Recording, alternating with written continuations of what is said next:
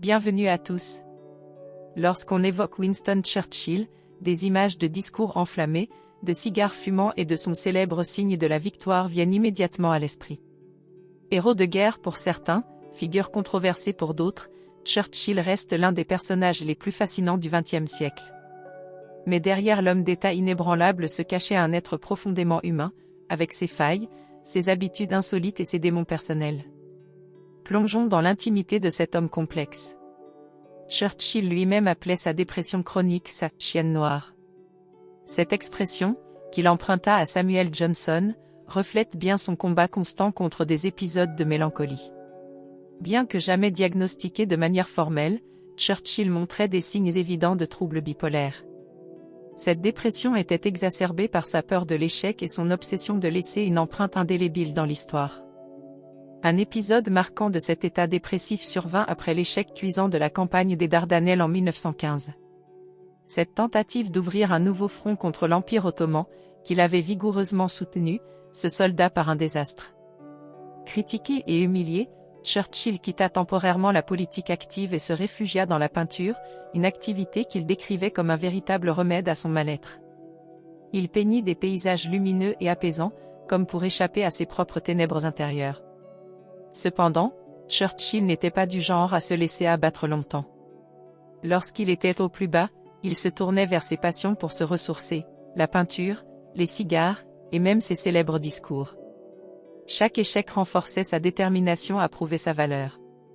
Parmi les images emblématiques de Churchill, le cigare est incontournable. Grand amateur de la marque Romeo y Giulietta, il fumait jusqu'à 8 cigares par jour, une habitude qu'il avait adoptée lors de ses séjours à Cuba dans les années 1895. Les cigares étaient pour lui bien plus qu'un simple plaisir, ils symbolisaient son style de vie luxueux et sa volonté de rester maître de son image. Lors de la conférence de Yalta en 1945, on raconte qu'il en offrit aux dirigeants soviétiques et américains, usant du cigare comme outil diplomatique autant que personnel. Il existait même des anecdotes où Churchill refusait d'éteindre son cigare, même dans des situations protocolaires. Une fois, lors d'une rencontre avec le roi George VI, il aurait plaisanté en disant « Majesté, si je dois choisir entre vous et mon cigare, ce sera un choix difficile ». Churchill avait une routine quotidienne qui surprendrait beaucoup, il prenait des bains longs et fréquents.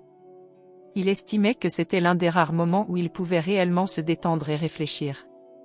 Lors de ses voyages officiels, il insistait pour que ses logements soient équipés de baignoires, allant même jusqu'à rédiger des mémos à son personnel pour garantir cette exigence.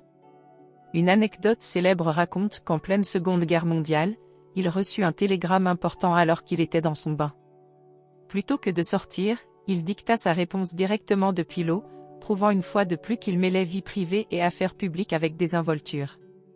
Certains témoignages rapportent même qu'il avait installé un petit plateau pour écrire ou lire pendant ses bains, illustrant son efficacité légendaire. Churchill aimait manger, et il aimait bien manger. Il était friand de plats copieux, de viande riche et de desserts sucrés. Ses repas s'étalaient souvent sur plusieurs heures, accompagnés d'une consommation généreuse d'alcool. Son whisky avec soda et son champagne Paul Roger étaient des compagnons constants.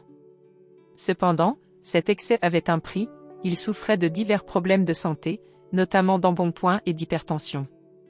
Un dîner typique de Churchill pouvait inclure plusieurs plats, accompagnés de discussions animées sur la politique et l'histoire.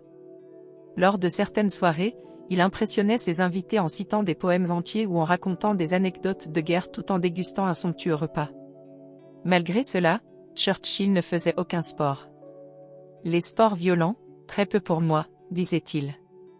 Je préfère être un spectateur. Cette aversion pour l'exercice physique était compensée par une énergie mentale exceptionnelle. Il travaillait tard dans la nuit, rédigeant des discours et des livres, soutenus par une discipline de fer.